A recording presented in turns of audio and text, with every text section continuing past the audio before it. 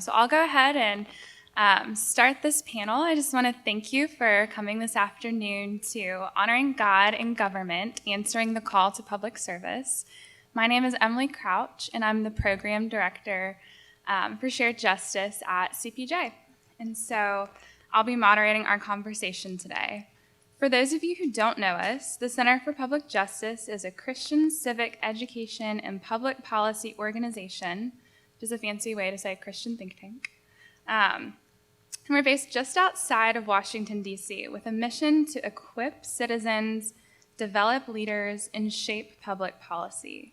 Shared Justice is CPJ's program for Christian college students and young adults. So that's all of you guys. At the end of our time together, I'll share more with you about how you can get involved with CPJ. Now, there are many different Christian views on political engagement, and maybe you're interested in hearing some of those today. At CPJ, we believe that our faith influences every facet of our lives, from our homes to our work, and yes, we believe that we should even let our faith lead our politics. While all of us are called to be Christian citizens and to think about what it means to love our neighbors through politics, some of us are called more specifically to be public servants, to work in government, and to serve our communities in the public square. Many of you may even be considering a career in public service. As you consider where God is calling you to work, I invite you to learn from the stories of our panelists that they'll tell today and how they were called to serve and how they see their faith informing their public service. So before we get started, I'll introduce our panelists and read their bios. So first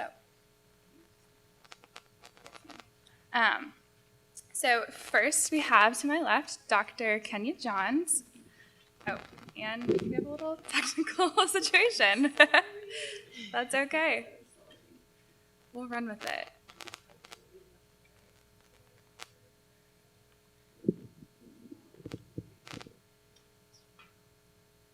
I think everyone can read it. We don't mind that it's yellow. Yeah. Thank you. I appreciate you trying. Yes, ma'am. Thank you. Okay, to my left is Dr. Kenya Johns, and she is the mayor of the city of Beaver Falls in Pennsylvania, where she is committed to enhancing the diverse culture of the city, growing business, and engaging new and current residents. In addition to her current role as mayor, Dr. Johns is a licensed professional counselor, a diversity, equity, and inclusion presenter, a published author, and a researcher. We're excited to hear more from Dr. Johns. To my further left is Nicole Kennedy, and Nicole is a lifelong Californian. Are there any other Californians in the room?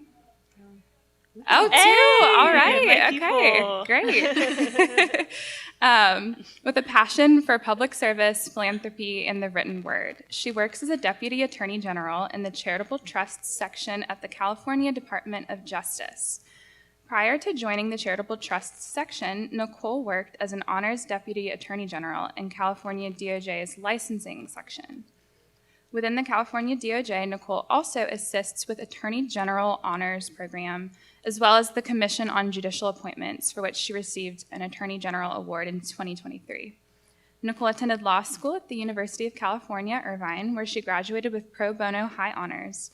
During law school, Nicole completed an internship with the Center for Public Justice, so it's something you guys can consider, and I'll talk about more later, with the Institutional Religious Freedom Alliance, which she'll talk about more, focusing on partnerships between government and faith-based organizations. Nicole also holds a bachelor's degree from Pepperdine University in English literature with a music minor. In her free time, she loves to sing, cook plant-based meals, and travel. And lastly, to the furthest left is Kelsey Frierson. And Kelsey is a Tech Congress Congressional Innovation Fellow, advising on policy issues on Capitol Hill. Previously, she was the lead solutions manager for Logically AI, a tech startup that uses artificial intelligence and machine learning to identify and mitigate manipulated content and foreign influence online. It's a mouthful. She was formerly a strategy and operations consultant in Deloitte's federal consulting practice, specializing in cybersecurity, supply chain risk, and identifying, assessing, and countering disinformation campaigns. She graduated from the University of Texas with her master's in global policy studies, with an emphasis in cybersecurity and counterterrorism. And with that, I'll ask our panelists a few questions. And at the very end, we'll have time for Q&A. So be thinking now what you might want to ask them about public service. So first, I would love to hear from each of you a little bit about your journey to becoming a public servant. So if you could tell us how you started working in government and how your faith has influenced that experience. Hi, everybody. Happy afternoon. I know it's been a great, beautiful day in the city of Pittsburgh with all the snow covering the building, so we're very glad to have you out here. I guess to start the conversation off is God is a funny man. It's just funny because I never in my entire life thought I would be in the public sector of serving government. I didn't see that as my life's plan, my life's trajectory. I didn't think that that was something I was ever going to be called to do. Emily was telling you, is my background is I'm a licensed professional counselor, so I'm actually a counselor, so I work with people in mental health field, and that's my passion, is helping people and serving people. So when you're a counselor and you're helping and serving people, one thing you learn is that there's some things that people have to experience that you can't help them learn the tools to change because they don't have the power or opportunities to change. And it became very transparent as a counselor. You know, I look around the community that I grew up in, and I loved that there were so many issues that my clients were having that I could help them live through them and live with them, but they couldn't ever really be changed. They didn't have the skills or tools or the abilities to do that.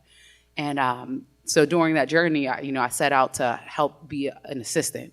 I wanted to work with our current mayor at the time to try to help build up our community. It was blight-ridden. Community had lost hope, which if you look around a lot of communities has happened. People were just feeling hopeless, to be quite honest. And that wasn't an option for the current mayor at that time. He didn't see the same way that me and many other people in the community seen it. So we're always tasked with one or two options. We continue to see problems and we complain about them and do nothing and just keep it, or we decide to step up and God puts us on a plan to serve other people and do the hard work. And God's plan was for me to run for office to be mayor, and so here I am. And I always think about timing of these things because at the time when it was happening, it was probably one of the most pivotal moments in my life. I had experienced a lot of grief. At the time, I had lost my mother and my sister a month apart, like the day after Thanksgiving and the day after Christmas. But even still, in those moments of grief, God used those moments to help show me that I can't give up, I can't stop. We have to work together to create spaces where people have hope. So that's my journey. So I have to start this by saying that what I am telling you all today are my views alone, and they're not representative of the Attorney General of California, so getting that out of the way. My journey to government was a little bit unexpected. So I came into law school having worked with nonprofit organizations in different capacities. I really came into law school wanting to be an attorney who worked with nonprofit organizations. And I just didn't have the context or the imagination to realize that was something I could do from within the government. So I saw myself working, in-house for a nonprofit, or maybe working at a firm where nonprofit organizations are the clients. But when I started law school, shortly after I came in, I found out about CPJ and the Institutional Religious Freedom Alliance. I did an internship there, and a lot of my work in that internship focused on the partnerships between nonprofit organizations, specifically faith-based nonprofits, and the government. And a lot of the times we tend to think of these two things as being diametrically opposed in some ways. Nonprofits are kind of out here doing their own thing. They're private. They have their own beliefs. The government might have different beliefs, different priorities and values. But it was at CPJ that I really learned how the government can actually help in very practical way, funding these nonprofit organizations, and also how they can be partners with helping these nonprofit organizations actually carry out their mission. So I got that really amazing context through CPJ. And so I would really encourage anyone to apply for an internship there if that's something that sounds interesting. And then after that, I had a really great career counselor at my law school who told me the Attorney General's office has a section that deals specifically with nonprofit charities, charitable fundraisers, charitable foundations. So I ended up completing an internship there after my second year of law school. Through that, I got hired through the honors program, which is actually was started by Kamala Harris, the VP, fun fact, when she was the Attorney General of California. And the honors program is all about helping entry-level attorneys get hired through the Attorney General's office, and that was how I started my career. I've been there ever since. And I don't want to make this answer way too long, but as far as how my faith informs my perspective on public service, I really see that justice is such a theme that resonates throughout the whole Bible. So getting to work literally at the Department of Justice is just very cool and very, I think, a very biblical call that I see in my life. When I was kind of thinking through how I would answer this question and praying through it earlier, I had this moment of I can't believe it's been 8 years since I was sitting in y'all's shoes and trying to make this decision. In some ways it feels like it was yesterday, and in some days I don't even recognize that version of myself. And so it was a really cool moment of kind of reflecting on the journey that the Lord has taken me on since then. So a little bit of background. I'm from Tulsa, Oklahoma originally, grew up and was always interested in speech and debate and Model UN and mock trial, all of the things that felt like, oh, this would be a really cool kind of government-y thing to do to prepare myself for a career later on. And so I always just had a natural affinity for those things. I went to TCU in Fort Worth for undergrad, studied political science and journalism, and really thought for a while maybe political journalism was the route. And really enjoyed storytelling and really enjoyed interviewing people and kind of putting together a lot of information to tell a coherent kind of narrative. I think that something that I can identify now, looking back, that I don't think I realized in the moment is my kind of journalistic background, political science background, started this trend in my life around truth and telling truthful, spreading truthful information. And so that's kind of, I'll put a pin in that for a minute as I tell the rest of this. But I think that experience in college kind of started my career path a certain way. At the same time, I actually became a Christian in college. I had grown up in a Catholic household and had always been familiar with the church, but it was not a personal relationship at all. And in college, had kind of this big experience, became a Christian, and looked at my life and was like, oh my gosh, I need to kind of think through what this means for how it applies to every aspect of my life. I had a friend at the time who was kind of helping start this really cool social justice nonprofit in Fort Worth. So I joined the staff of that organization and worked a lot with women in jail in the Fort Worth kind of judicial system. And it was a super interesting and eye-opening experience for me that personalized the concept of social justice and of government, and really did profoundly impact where I wanted to plug in professionally. Thought for a while I was going to go to law school, took the LSAT, started applying for law schools, then very strongly felt the Lord saying no, this is not the right path. So I was my fall of senior year of undergrad was kind of trying to figure out if not law school, then what? And had a couple friends that were going into master's programs in public policy or national security. And I didn't even know those programs existed. I think it was one of those things growing up in Oklahoma that felt very kind of far away to think about a national security master's program. But was really interested in it, threw in a lot of applications, and had the opportunity to go to the University of Texas and study counterterrorism policy, which felt so random to me that was what my fellowship there would be based on. But I had been working with refugees as well in this nonprofit in college, and there was this interesting kind of tie between like what causes a humanitarian crisis that results in refugees, and then terrorism. This was in 2016, 2017.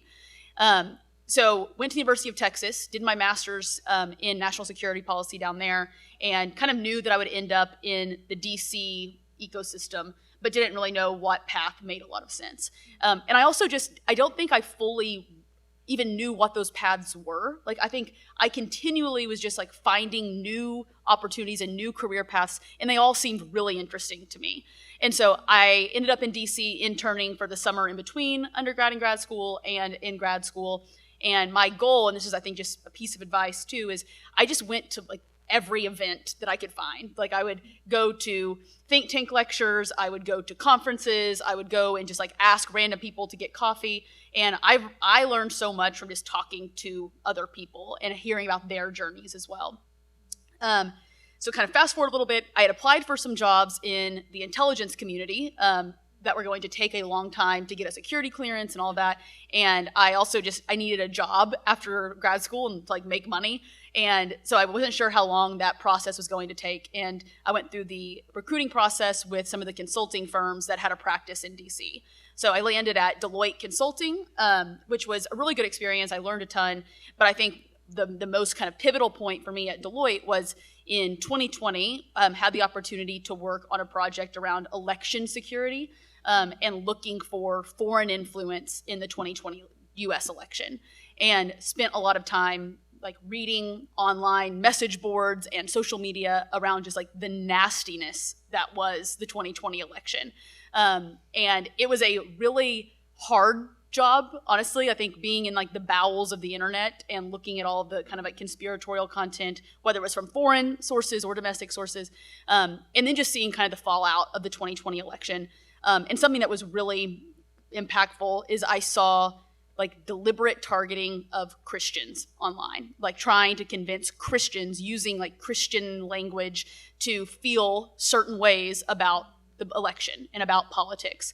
And it wasn't real. Like these were bots that were interacting and like using like hashtag what would Jesus do and that kind of stuff. And so I started seeing this weird kind of like conflation of my own beliefs and I would see my family members interacting with that on social media. And then also this kind of field that I was working in. So had the opportunity to go to a startup that was working in this space, but working in the private sector, I always felt like I was not on the inside and not actually getting to do the hard work of governing and of making policy decisions. So I had the opportunity to do this year-long fellowship in the Senate where I'm an AI fellow and working directly on AI policy, which has been an amazing experience and I've learned so much. But this is kind of where this kind of through line of truth kind of like comes full circle, is with AI more than maybe anything, like it's going to be really confusing about what is truthful, what is like from a human and what is from a machine. And I think that like it's an area where like having a worldview of the importance of truth and of what type of truth is actually matters kind of in like a ultimate sense is really important. And so it's been a really challenging but really rewarding experience to kind of work on those issues from the Christian worldview. And I think it's been an amazing experience to work on Capitol Hill. It was something that I always was interested in, and I can talk about this later too, because I know I've talked for a while, but I have always felt politically homeless and haven't felt like I had a political party that I would be comfortable working with. And so the fellowship has offered me a way to do kind of a somewhat politically agnostic view. And I'm happy to take more questions about the concept of working within a political party and everything as well. But yeah, I think through line of truth and through line of realizing like the role of public service in kind of giving truthful information to constituents for them to make their decisions on. Thank you guys for sharing those answers with us. It's really helpful just to think about how you do connect your faith with your vocation in public service. So I want to shift back to thinking about the local level of politics. And so my next question is for you, Dr. Johns. You wear many different hats between being a mayor and a licensed professional counselor, a diversity and equity presenter, professional consultant. So with all of these different hats, how have you seen God use these different roles in your life? And how have these other callings prepared and equipped you to serve in public service? I think that's a great question. I think it's always interesting. Sometimes when you're younger, you kind of don't know exactly where you want to be. And I know statistically, you're likely to have 3 careers in your lifetime, and that's going to change for this next generation, for sure. But a lot of times we feel like, oh, well, if I do this and I do that, that's never all going to come together. And I have to challenge that, especially and I think about my story, being so wide range of knowing. I'm a forever lifelong learner. Me and my husband joke all the time that I'm going to be in school forever. I'm a professor, but I'm probably going to be going back to school one day just because I like knowledge and truth seeking, right? But I think that's the one thing I would encourage all of you to do. Try new things. Put yourself out there and put yourself in different places, because I believe that if God calls you to get all of these skills, you might not know today. You might not know for 15, 20 years why you have developed these skills or why you're in these spaces, but he's cultivating them for a reason. He's cultivating them with a plan. There's a moment in time, a moment in your life that you're going to need that skill and that experience to help somebody else. And that's so important. Challenge yourself. I know people like you wear lots of hats, but I'm so thankful I am. I think that's one of the reasons that allows me to be in this space in ways that when we're in a very political environment and people are distrusting and dishonest, God has strategically given me skills to be able to say, that's not me. That's not my identity. That's not the work that I want to do or the things I want to be attached to. And not just through my words, though, but by my actions. The work that I've done to get here has shown my commitment to people, right? Not this ideology behind me, but to people, serving people like Jesus did, right? Jesus broke down all of those things, and he cared about the people. And I feel like as Christians, and why my life, for me, I want to be more like Jesus than anybody else. I want my work to be for the people and with the people. And I think that we need more people, no matter what field we're in, right? And I love hearing your stories, because I hear that in all of your conversations, that we have gotten so lost. I believe we've gotten so lost in this notion that it's somebody else, right? It's this machine or something else. But no, it's us. We are the decision makers behind that. We are the truth tellers or distruth tellers. We have to carry those legacies, and we have to allow that to be through what God gives us, the language that God gives us, and praying for those. So I think all of those different experiences have equipped me to walk with so many different facets of people that believe very differently than I do, who worship very differently than I do, and look very differently than I do. And I'm thankful for those experiences, because I think every day they make me better. Does that answer your question? Yeah, no, that's great. Thank you, Kenya. Thank you. Nicole, my next question is for you. So you represent what it looks like to work in government at the state level. So as a Deputy Attorney General for the Department of Justice in California, could you talk a little bit about what you do in your role there? And then I also want you to talk a little bit about how you decided to go to law school, because we have some students here who might be considering that.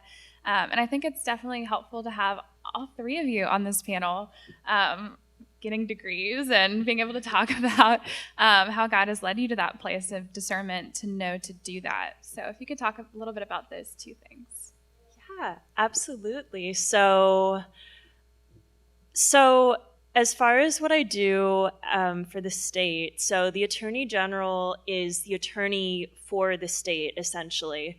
I work for the California Attorney General, but every state has an Attorney General who is the chief law enforcement officer of that state.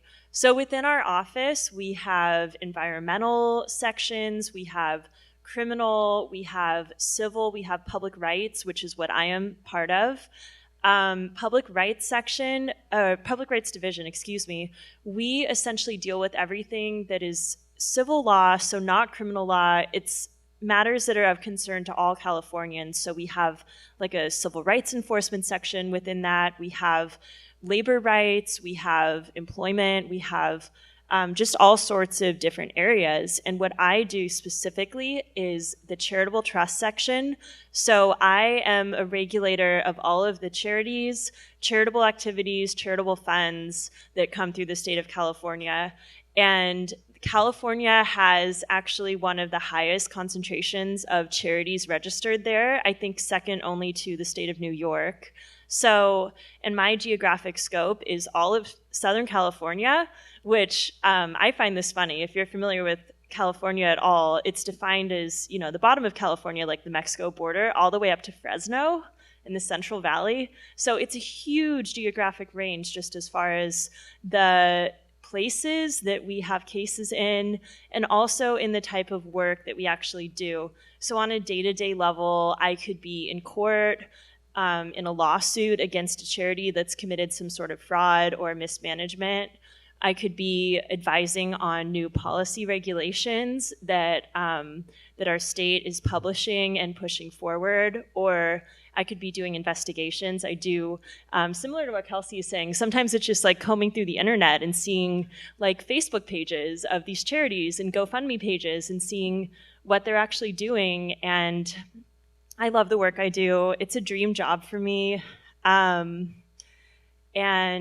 I also love working for the state of California. I know I have a lot of like East Coast people in here, but California is great because we do lead the way on a lot of just policies that affect the whole rest of the country. And we get to do multi-state cases. So it's really cool to be in these calls with regulators from other states and have them say, oh, look, California, promulgated this new bill, and like, maybe we can do something like that, or maybe we can all have conversations with one another. So there is a lot of collaboration on the state level, which is very, very cool.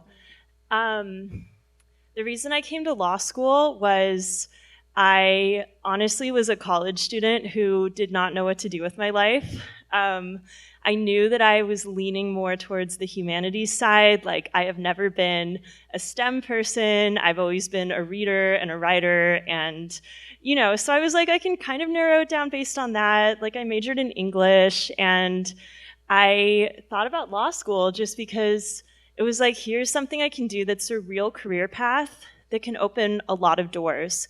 I didn't know specifically what I wanted to do with that. I came into it with a lot of just with open hands and a lot of faith, and I feel like God has really led me to the career I'm in now. I honestly feel like it's the career I want to have until I retire, which is kind of amazing. So, I think the main takeaway from that is just really trust God with your life. And if you are considering going to law school or any type of higher education beyond college, just really hold that with a lot of prayer, see what doors open. And I really think that if you're walking with God, you will find an answer and you'll be able to discern that. Sorry, back to me. Thank you. I was just like, yes, that's great. Thank you for sharing that, Nicole. My next question is for Kelsey. So switching from thinking about government on the state level to the federal level, most people have some awareness of their elected officials in Congress and in the White House, but there might be less awareness of many congressional aides in Congress, and it takes quite a few of them to actually pass legislation. So I have two questions for you. And first is, as someone who's spent a significant amount of time in the private sector, what has surprised you about working in Congress? It's been an amazing experience to actually work in the halls of Congress and understand how policy is written, what it looks like for bipartisanship, negotiating across the aisle on policy to introduce. There are honestly several things that have surprised me about Congress. I think first is kind of what Emily was alluding to, is just the number of staffers that work in the building all day, every day.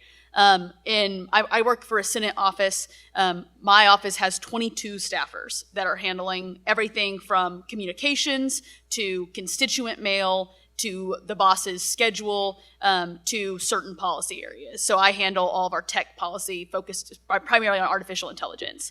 So I think just the sheer number of people that are working on it, and also just honestly how smart congressional staffers have to be. Oftentimes it's if you're walking to a meeting with the boss, the senator or the representative, and he or she asks hey, what is the current status of I don't know, the child tax credit? And you got to know it and have a good answer. So it's a lot of the job has been reading a lot, writing memos, summary memos for the boss, being smart on a lot of topics, which I find really fun because you're constantly getting information, you're constantly thinking through it and synthesizing it. So I think that part has surprised me about what does it actually look like to work on the Hill. I think the second part that has surprised me, and there's kind of a negative side and a positive side to this, is just the partisanship of Congress and what it means to work for either a Democrat or a Republican and kind of all that comes with that. I kind of alluded to this earlier, but it was something that honestly prevented me from going to work in politics, but up until doing this fellowship. It's just because I have been really confused and hesitant to say, like, yes, I fit into this, like this camp of people or this camp of people, and I don't fit into either of them. So I think that's something that surprised me about Congress is how many people are comfortable fully committing to one of those camps.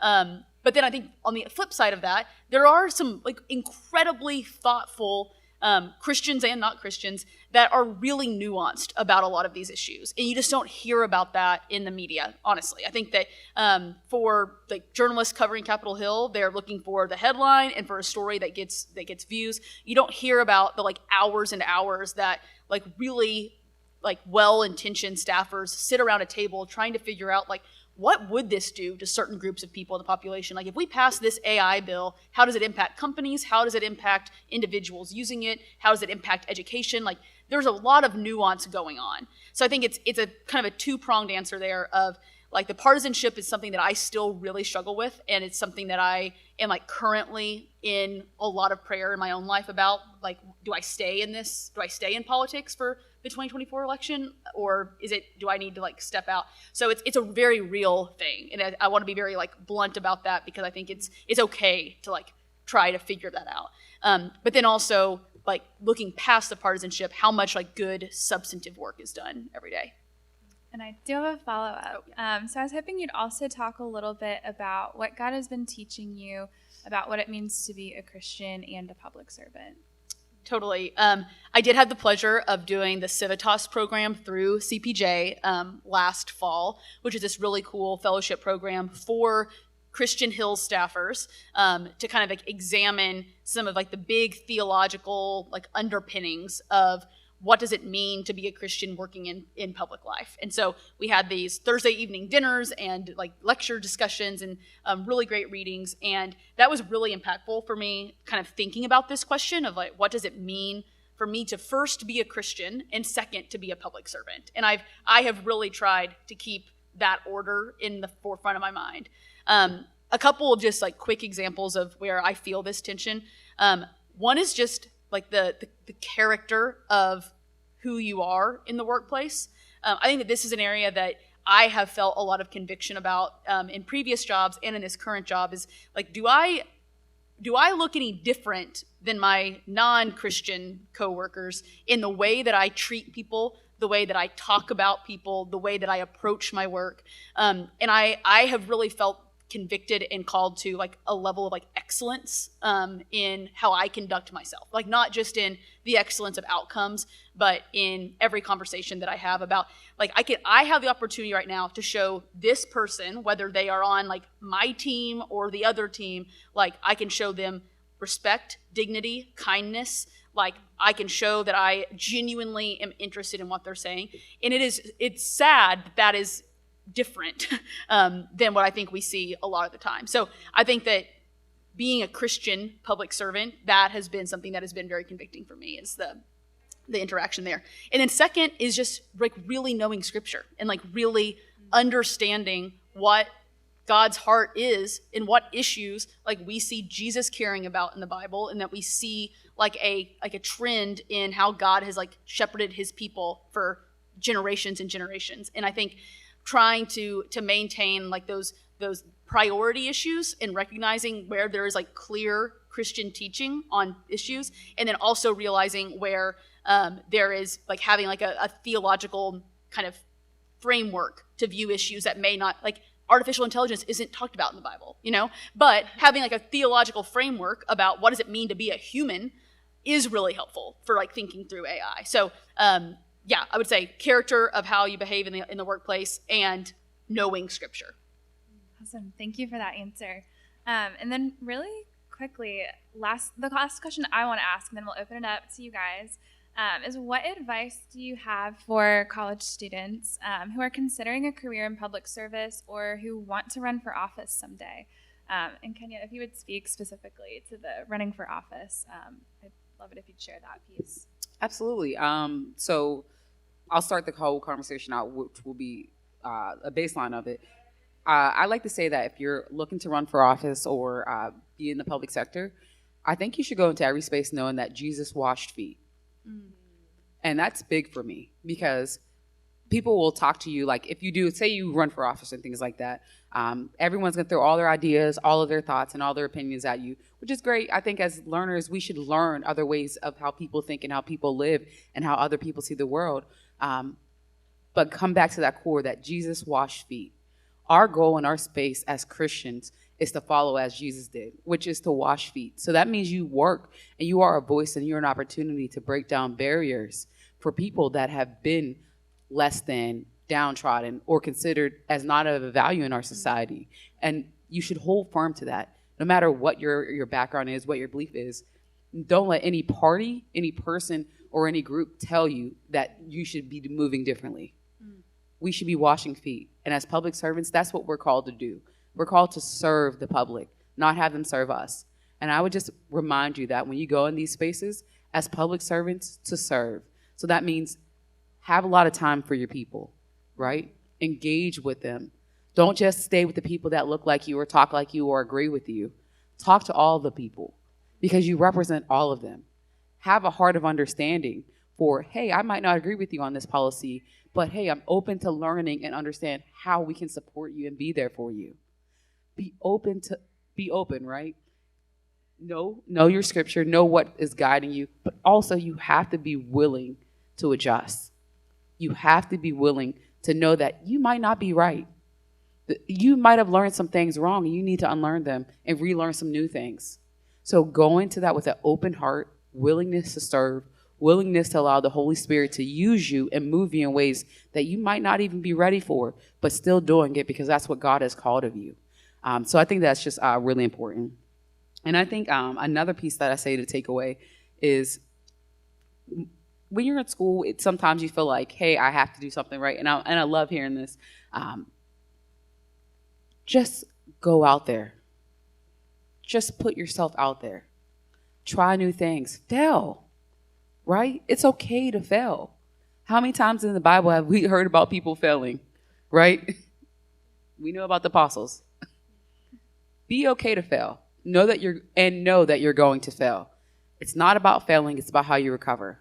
What are you taking away from yourself after you fail? And how do you make yourself stronger?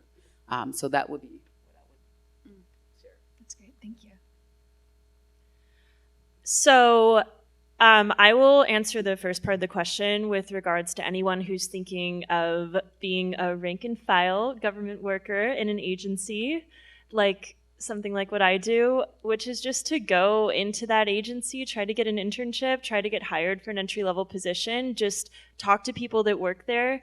The working in a government agency is really different from working in the private sector in a lot of ways. And so, like I mentioned before, I came in through the honors program, which is a hiring program for entry-level attorneys. I also help out with hiring people through the honors program now and helping guide new honors attorneys through their first year, 2 years of working for our agency. And one of the things I look for from a hiring perspective, one of the things that our whole panels will look for is someone who has prior experience with our agency or with, local DA's office, with other agencies that do similar work, because we want to make sure that someone honestly knows what they're getting into when they come to work for the government.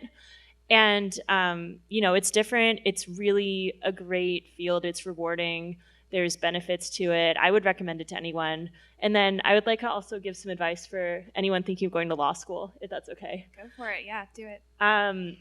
So as an undergrad, don't think that to go to law school, your entire resume has to be law adjacent activities. Like I said before, I was not necessarily planning to go to law school when I started undergrad.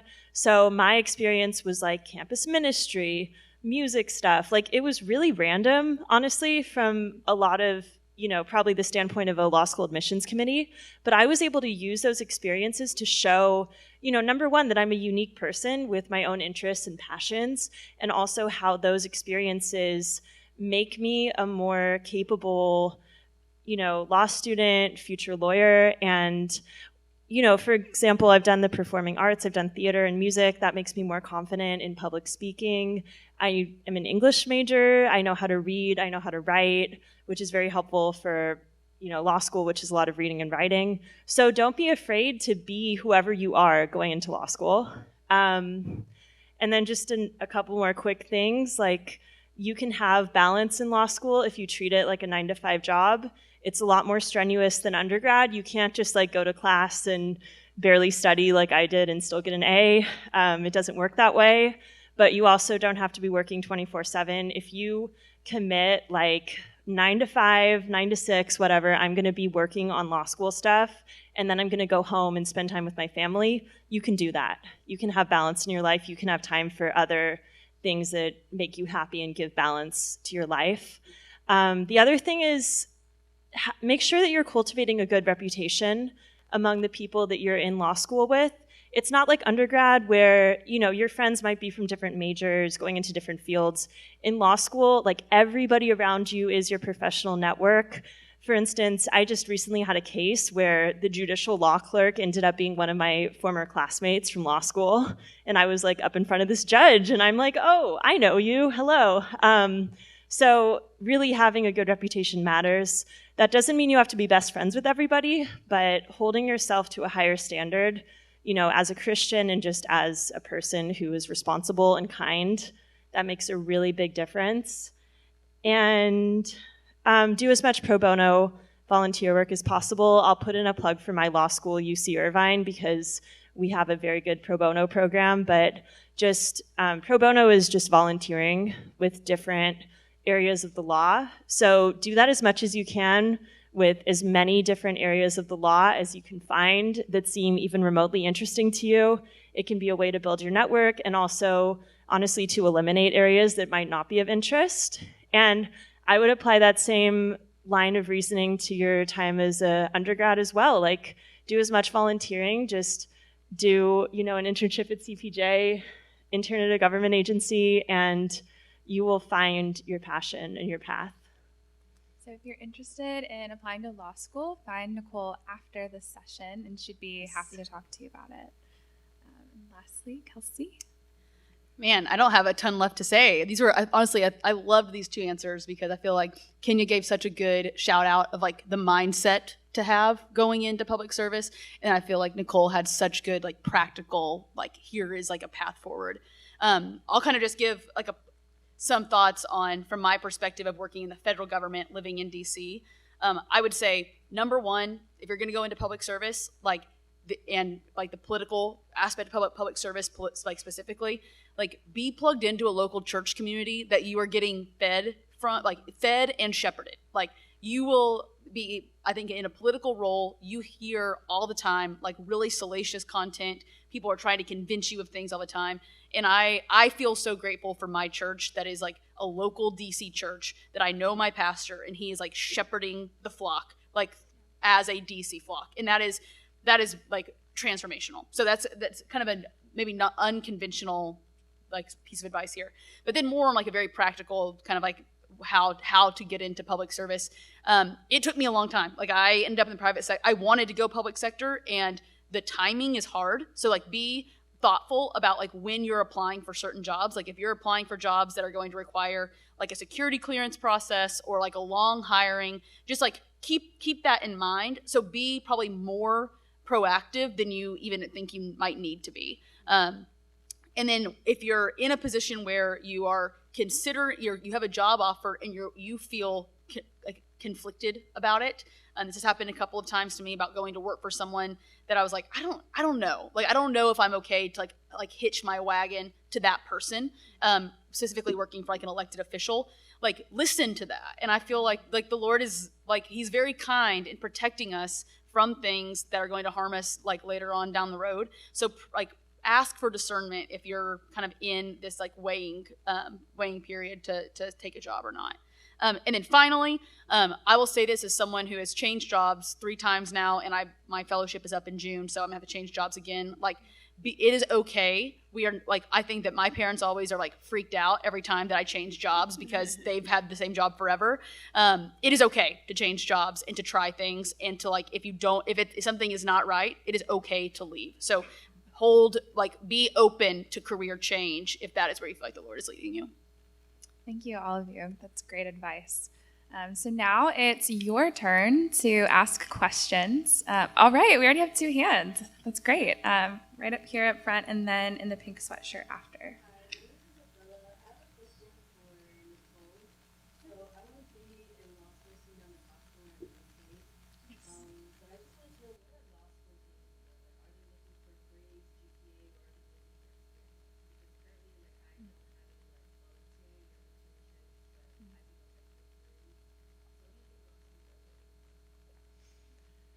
I think that's a great question. I think the answer is probably both. Ideally, you want to have as good grades and LSAT score as you can, and also if you can have some sort of experience. But like I said before, that doesn't necessarily have to be like a really targeted, doing mock trial or doing a law-related internship. It can be, you can pretty much use any experiences you have to explain how that makes you a good candidate when it comes time to write a personal statement or something. But since you're only a sophomore and you already know you want to go into law school, I would definitely encourage you to get some experience in the legal field if you can. And I'm sure there's a lot of local opportunities for you to do that, and especially with a lot of remote, in this post-COVID world where there's a lot of remote internship opportunities and things like that. Yeah, of course. We offer remote and in-person internships, so I'll just give a little plug for that. You can come talk to me later. Okay, this next question in the pink sweatshirt.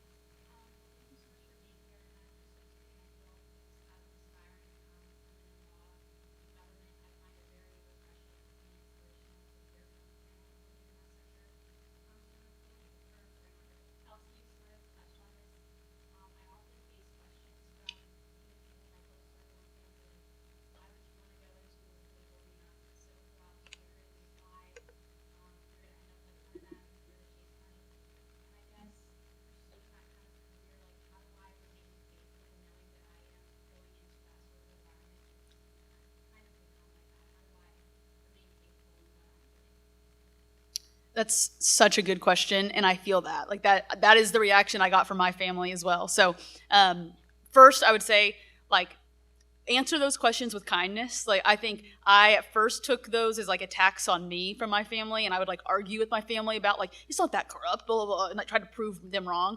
So I would just say, like, answer that with kindness and be like, well, pray for me, like, going into that field. Like, I feel like that's where the Lord is calling me, and like, yeah, I recognize that it's a broken field to work in. But every field is. And so I would just like be very like humble in the way that you respond to that. So that's first of all. I would say second, more on like how do you actually prevent yourself from being kind of like sucked into that. I do think like church membership is huge. Like the community that you surround yourself with is huge. I have found so much like peace and kind of like groundedness that the majority of my community in DC is actually not my work community. Like, it's my church community. It is kind of like friends of friends that have moved there. And a lot of that community has nothing to do with politics. And I think that is really important, is to be balanced in your life. I think if you're going to work in politics, like, make sure that you have other things in your life that have nothing to do with politics, and that you are interacting with people who don't like live and breathe for the next Politico newsletter coming out into their email inbox. And then the other thing I would say is like find good resources. Like a couple that I really enjoy, like the Church Politics podcast by the AND campaign is an amazing resource for, like, the way they always say it is like, if you're too progressive for conservatives and too conservative for progressives, it's a really good like kind of like grounding. And then the Good Faith podcast with Curtis Chang and David French, amazing. And then organizations like CPJ. Like CPJ, what they put out is a very kind of like practical Christian approach to things that isn't partisan. So find organizations like that, and then like grab hold of those people and hang out with them. Do you mind if I add something to that? So one thing I would say is, if we see a system that's broken and we're not having new people go in there to help change it, how does the system change? So I think that's an important conversation piece to have when people question those things. But also, I think that it's also important that we start to break down the narrative that everyone that's in politics is bad. Because as you can see, we have 3 people up here from 3 very different branches of government and different ways of life. And we're telling you, that in our experiences, that's not true. And until we as us in here and the conversation out there start to break down these things, we never break that narrative to get things actually done. Because even if we hate the government or we love the government, whatever it is, the government is what has to move things. Yeah. And we have to find ways to trust and work with the government to get things done. Yeah. Great question. Thanks for asking that. Who else has a question? Over here.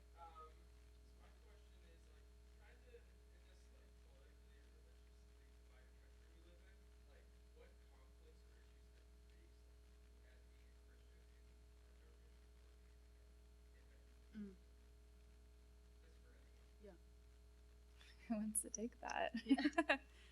I'll take it. So I think there's lots of things that I wrestle with, to be quite honest.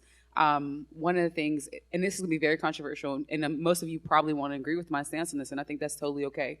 The pro-choice or pro-life conversation is big for a lot of people.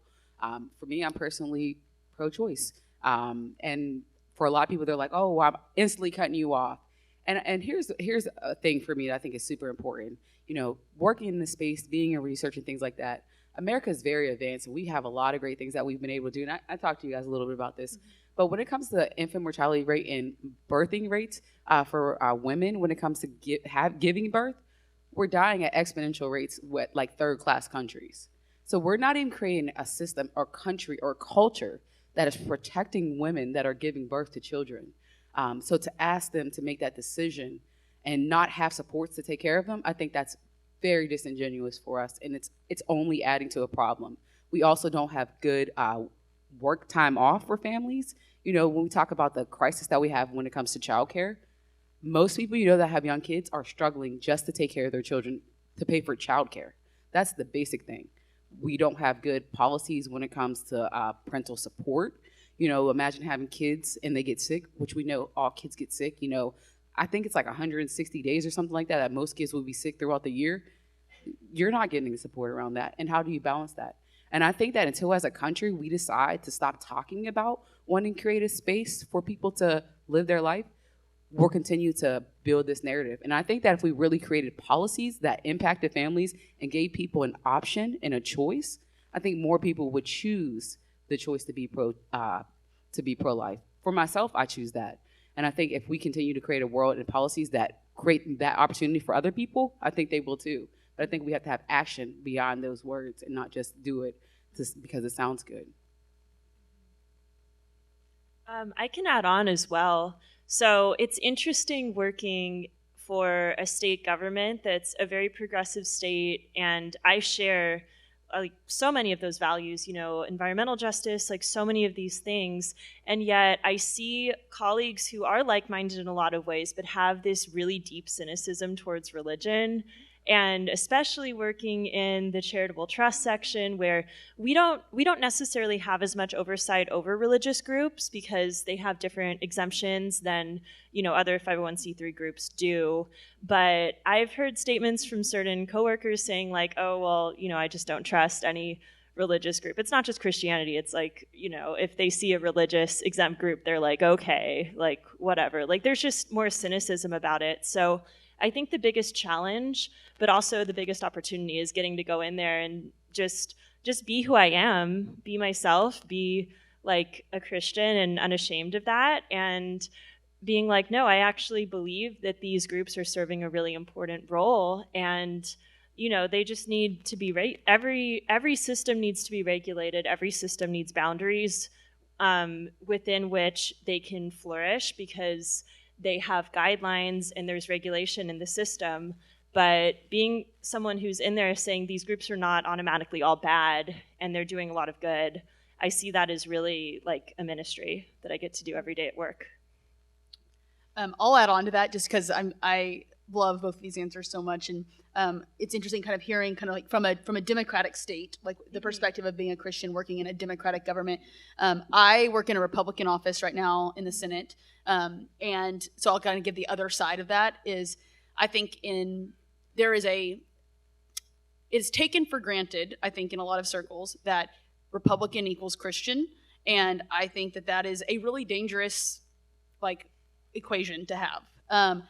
I think that oftentimes, and this is something that personally grieves me more than most things do, seeing how politicians use biblical references and use Christian speak to get votes that they don't actually understand. They don't actually understand what they're saying. They don't know the context of it, and they're not saying it for any amount of glorification of God. They're saying it as a political tool. That pains me, and it is something that it makes my skin crawl thinking about it, and I witness it a lot in my day-to-day job. So this is an area of something that I deeply care about, and finding the appropriate way to engage with it and to not feed into this cycle of vitriol and angst, but coming at it from a Christian perspective that resembles the joy and humility of Christ. I think is a call for Christians in a very politically and religiously divided country. And the last thing that I would say to that too is just I think that we need to hold our elected officials to a higher standard, and we need to call out when our institutions are built to protect people who we don't actually want in office. And I think that it takes people being willing to say, we don't want these options, we want something different, and that takes on the ground community organizing. And I'm so glad that we have representatives of local, state, and federal, because a lot of the really good work is done at the local level. Truly, that is where you're having the direct impact with people. And a lot of the work where states are the laboratories of democracy. So working in state government, you have the flexibility to make policies and laws that are specific for that state. The federal government is the most removed from all of that. And I think it often is the one that gets all the attention because it's making headlines. The federal government is very big picture. It is very partisan. So I think that it's really good to remind ourselves that the local politics may actually not be quite as divided as we think it is, because of the conversation around the national level. Thank you so much for coming to our panel today. We also have a table out there, so if you're curious to hear a little bit more about CPJ, about how you can get involved in politics and advocacy as a college student, you don't have to wait to graduate to get involved in the work that we're doing. Please come see me or any of our panelists afterwards, and we'd love to hear your story and talk more with you. Thank you for coming.